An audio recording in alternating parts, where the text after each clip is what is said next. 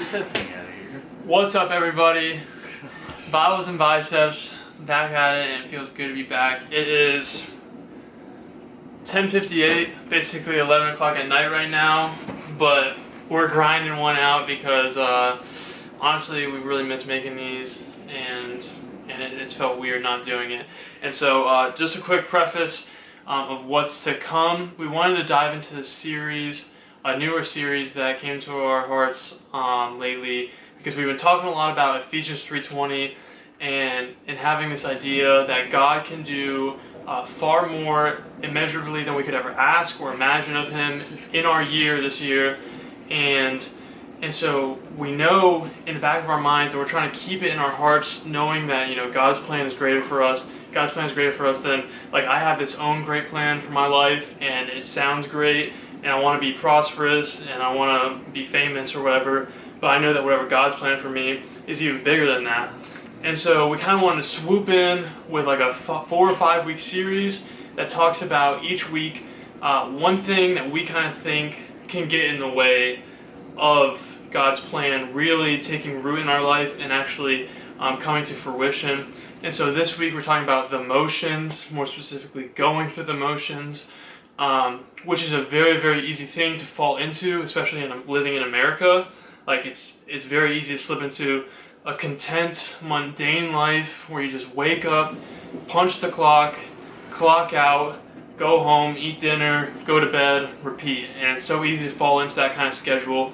And so we just want to kind of bring some encouragement into all of y'all's weeks as you're watching this. If you're new, we're glad you're here, and we hope that you'll be coming back weekly to watch these videos. My man Phil's gonna start us off. What's up, guys? Hey, yeah, so going through the motions and really, I guess why the reason or how we get caught up going through the motions and what does it say biblically and stuff like that. And I had the opportunity to speak on this passage. It's really Ephesians 1:18. And I think it's a really good way to kind of explain it. It basically says, here's Paul saying, having the eyes of your heart enlightened. And basically is this where Paul then talks in the first part of this chapter that we are chosen, that we are adopted, that we are lavished grace upon us, that we are united, that we have an inheritance of God, like all these biblical truths, all these theologically rich things, that we're sons and daughters of the King, all these things. And he's saying, like, yeah, so we want what we know in our heads to be connected to what we know in our hearts. And the sad thing is that that's not always the case.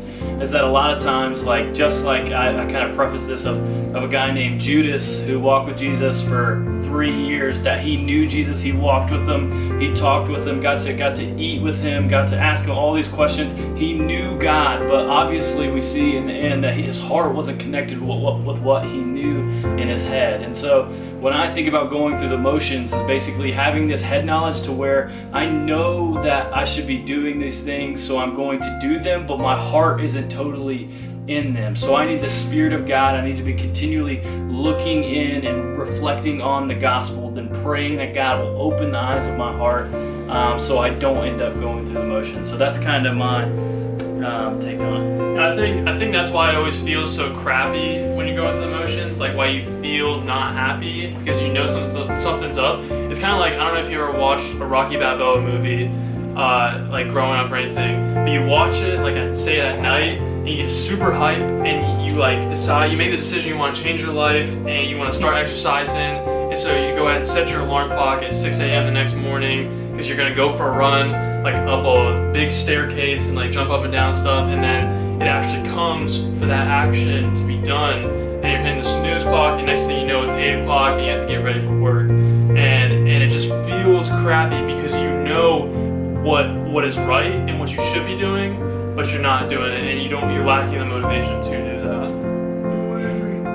And when I think about going through the motions, like I think about the word complacency, but like that makes us think that we're staying in the same place. Yeah. But I actually don't. Like if I think about my own life, I don't think that that's it at all. Yeah. Because we're either growing or we're regressing. Yeah. We're not sitting in the middle. And so I think for me that the biggest thing when I get complacent, when I start going through the motions, is that that I realize I start to think that I can control my own problems. I can do it all on my own, and I begin to not be desperate and rely on the Spirit to lead me.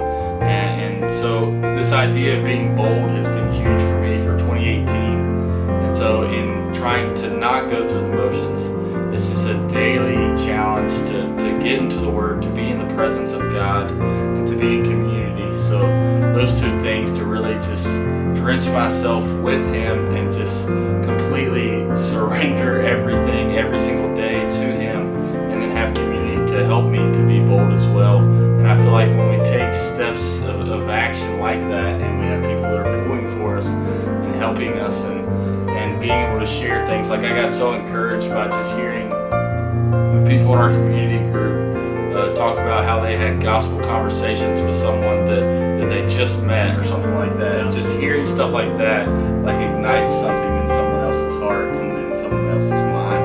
And so I think it's awesome that as a community we pray for those things, and we pray that we would continue to grow together. Yeah, we talked about that. Honestly, we were at Mainland Community College a little bit today, that like our God moments and explaining like what God has been doing in our lives throughout the week, and just being in a community, being in a space to be able to explain that and be able to tell people like, hey, this is what God has been showing me through His Word, this is what God has been showing me and allowing me to do, and then somebody else does that. It just, like you said, it ignites just a passion. That's honestly one of my favorite things about like being in community, is that I know that I have 1 hour out of my week where I can be surrounded with other people that are going to motivate me to go back into my life, because life can be so draining. And then I go in that hour and I hear that God is at work in what these other people are doing, and it gives me that inspiration to be like, all right, the job's not done. I got to go back out tomorrow. I got to keep being the disciple and spreading that love. And so I just have one last really quick verse. It's in 2 Thessalonians 3, verse 10 to 12. It says, Paul's writing to the Thessalonians, says, "For even when we were with you, we would give you this command: if anyone is not willing to work, let him not eat. For we hear that some of you walk in idleness, not busy at work, but busy bodies. Now such persons we command and encourage in the Lord Jesus Christ to do their work quietly and earn their own living." And so we see this, I love this contrast between being busy at work and being a busybody, because like the contrast there is that like it's easy to be a busybody. Like you can fill your schedule with a bunch of useless tasks throughout the day to make yourself feel good about what you're doing. You know, like going around, cleaning up the house, all that kind of stuff. But like the whole goal here is to be busy at work. And so really you cannot, if God has put a purpose in your life, and we all have a purpose in our lives, and we have this goal in front of us, you're not going to be able to see that goal in front of you if you're looking down at your feet, going through the motions through every day. You have to pick your head up.